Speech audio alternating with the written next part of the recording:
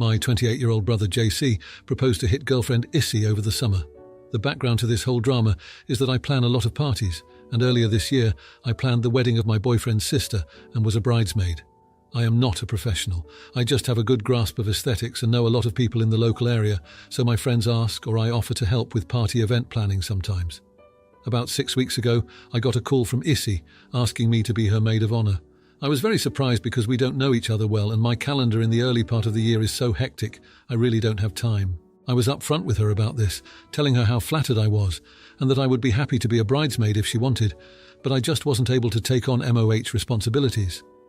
Issy was annoyed about this and admitted she had expected that I would accept being mock and offer to plan the wedding with her, since I had for my cousin previously and my boyfriend's sister. I said again that if she wanted me to be a bridesmaid, I'd happily do that, but I wasn't going to plan her wedding or associated events. She begrudgingly accepted this, but I had a feeling when it came time to officially have bridesmaid, I wouldn't be one, which is fine.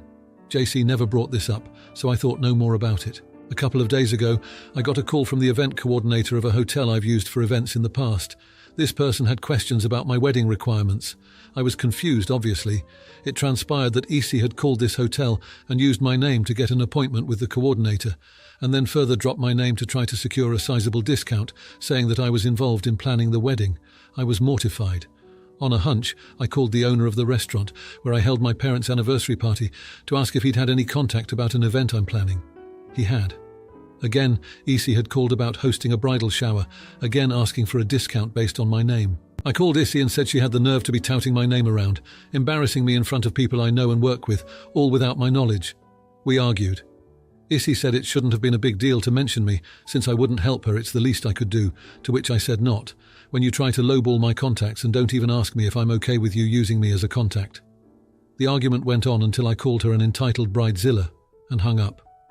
JC says I shouldn't have said that to her and just let the venues tell her no on their own, but I think it's nuts that she feels entitled to use my name and then run it through the mud with people who have really helped me in the past. Am I the idiot here? Now for a few comments before the update. Comment 1, not the idiot. That is bananas behaviour on her part.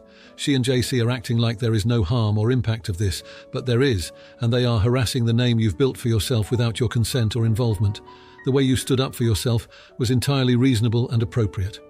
Comment 2, not the idiot. It makes sense that you called Issy out for violating rules by using your name without your consent.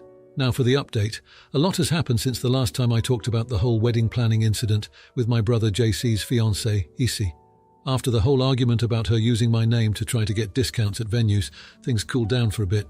I thought maybe we'd reached an understanding, but boy was I wrong. The next few weeks were a blur of passive-aggressive texts and awkward family dinners. Issy seemed to be on a mission to make me look bad in front of our family. She'd drop hints about how stressful wedding planning was without a maid of honor to help, and how she had to do everything on her own. It was clear she was trying to guilt me into stepping up, but I stood my ground. I had already told her I couldn't commit to that role, and I wasn't about to let her manipulative tactics change my mind. Things really came to a head when I found out that Issy had been talking to my friends behind my back. She'd been reaching out to them, asking if they could convince me to help with the wedding planning. My friends, knowing the situation, were quick to tell me about her attempts. I was furious. It felt like a major breach of trust, and it was clear that Issy was not going to let this go. I decided to confront Issy about it. I called her up and asked her point blank why she was involving my friends in our disagreement. She got defensive, saying that she just wanted a beautiful wedding and thought I could make that happen. She didn't seem to understand that it wasn't about the wedding. It was about respecting my boundaries and the fact that I had already said no. The conversation quickly escalated, and we both ended up saying things we probably shouldn't have. I told her that she was being completely unreasonable and that she couldn't just bully people into doing what she wanted. She accused me of being selfish and not caring about my brother's happiness. We ended the call on bad terms, and I was left feeling both angry and a little guilty. JC, caught in the middle of all this, tried to play peacemaker. He asked me to just let it go and help out for the sake of family harmony. I love my brother, but I felt like he wasn't seeing the whole picture. It wasn't just about the wedding, it was about Issy's disrespect and entitlement. I told him that I couldn't just brush everything under the rug and pretend like everything was fine. The tension between Issy and me started to affect other family relationships. My parents were getting stressed out by the constant bickering, and it was putting a strain on my relationship with JC. He was getting more and more frustrated with both of us, and I could tell it was taking a toll on him. Despite all the drama, the wedding planning continued. Issy managed to find a new maid of honor, a friend of hers who seemed all too eager to take on the role. I was relieved, thinking that maybe this would take the heat off me, but it only seemed to make things worse. Isi would make a point of talking about how amazing her new maid of honor was, clearly trying to make me feel bad for not taking on the role myself. As the wedding date got closer, the family was walking on eggshells around Isi and me. It was clear that this wasn't going to be resolved anytime soon. I was still a bridesmaid, but every fitting and meeting was filled with tension. Isi would barely speak to me, and when she did, it was usually to make some snide remark.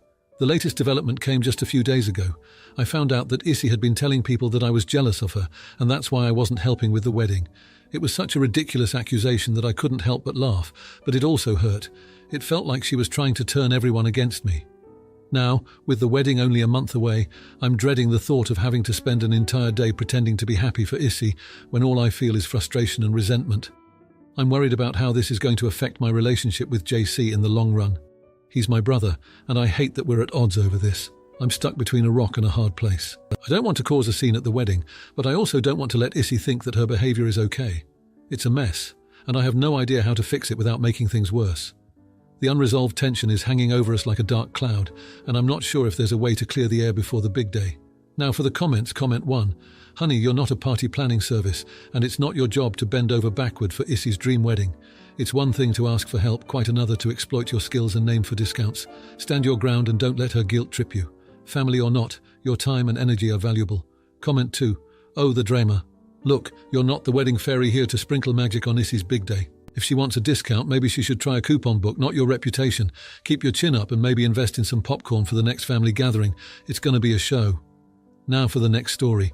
I came home to my husband trying to put back together a book I had left. It was flimsy, and a couple of pages had already fallen out. He kept apologizing and said he didn't mean to ruin the book. I told him the pages had already fallen out, and it wasn't his actions that caused it. I asked him why he was acting this way and what caused this change. I'd always liked romance novels, but he only recently changed, after we moved into a studio from a 2-bedroom. He admitted he was annoyed that I spent so much time away from him with my romance novels. When he had a more demanding job and I was in my work-from-home office, he didn't actually see how much time I read. To him, it felt like I chose romance over him. He was the type to write love letters and do things for his partners, but after 2 ex-girlfriends cheated on him, he lost that part of himself. He said it was nice when we met because I didn't ask for romantic things, but the more he sees me engrossed in romance, the more he feels that I want romance, just not with him. He said that sometimes it felt like I didn't love him because we weren't the kiss good morning, say I love you every day kind of couple. He says I only say it back to him after he says I love you. But then he remembers the things I did.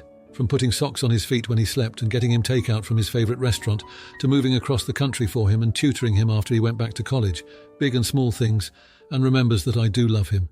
Then it makes him feel guilty. I asked him what he wanted me to do. He said he didn't know. He apologised for the book thing and said he didn't really want to throw them away. He was just frustrated and hurt. Original post, I love romance. To be clear, I don't enjoy self-inserts or wish fulfillment romance where I'm the target. I love reading about 2 individuals falling in love and the idea of eternal love.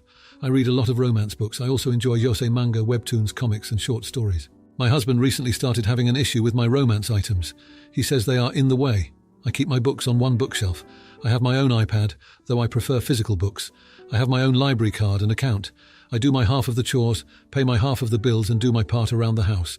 The romance books are not affecting his life in any way, but he hates them. He made a comment about throwing them out and having a fresh start. So I bought a small cabinet dresser with a lock on it from Amazon and locked up all of my novels. My husband tried opening the door of one and found out it was locked. Now he is upset and guilt-tripping me, saying that I don't trust him and that I care more about my romance novels than him. Assignments? Now for a few comments before the update. Comment 1. Not the idiot. Your husband shouldn't be thinking of throwing out things that belong to you, no matter what percentage of the bills either of you pay, especially without talking to you or getting your permission. And the fact that he knows that the cabinet is locked is a pretty damning sign that he was seriously thinking of following through with his threat, so you were right in not trusting him. Comment 2. Not the idiot. It feels like he is threatened by the romance novels in some way, which is definitely odd. He should probably consider some internal reflection as to why you reading romance novels bothers him so deeply. Now for the update. A lot has happened since the last time I talked about the situation with my husband and my romance novels. After our heart-to-heart, things started to shift in our tiny studio apartment. The air felt less tense, and we began to navigate our shared space with a new understanding of each other's feelings. In the days that followed, my husband made a conscious effort to show his interest in my hobbies. He asked me about the stories I was reading, and to my surprise, he even sat down with me one evening to listen as I read aloud from a particularly gripping chapter. His attention wasn't perfect. He'd occasionally get distracted by his phone, but the effort was there, and it meant the world to me.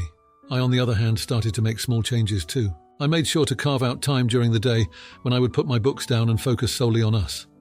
We began to have our meals together without any distractions, talking about our day, sharing jokes, and discussing future plans. It was during one of these meals that he brought up the idea of setting up a little reading nook for me. He suggested that we could rearrange the furniture to create a cozy corner where I could keep my books and read without feeling like I was isolating myself from him. The gesture was touching, and it sparked a weekend project. We moved around our limited furniture, and with a bit of creativity, we managed to set up a small but inviting space by the window. He even installed a shelf that was just for my romance novels, so they were no longer in the way, but had their special place in our home. As we worked on this project together, we laughed and bickered playfully, a reminder of the early days of our relationship. It was during these moments that I realized how much I had missed this side of him, the side that enjoyed doing things for his partner. It was clear that he was trying to find his way back to being that person, and I was more than willing to encourage him. One evening after we had finished setting up the nook, he surprised me with a handwritten letter. It wasn't a grand love letter, but it was sweet and sincere. He wrote about how he appreciated the things I did for him, the socks on his feet, the takeout from his favorite restaurant, and how he recognized those as my expressions of love. He apologized for not seeing them for what they were before. This small act of writing a letter seemed to reignite something in him. He started leaving me little notes in the morning, a simple, "Have a great day," or "I love you," scribbled on a post-it note stuck to the fridge. It was a small thing, but it was his way of saying good morning and reminding me of his love in his own way. I reciprocated in my own fashion. I made sure to say "I love you" first sometimes, to kiss him goodbye when he left for work, and to greet him with a hug when he came home. I realized that while actions are my love language, words were his, and I needed to speak his language too.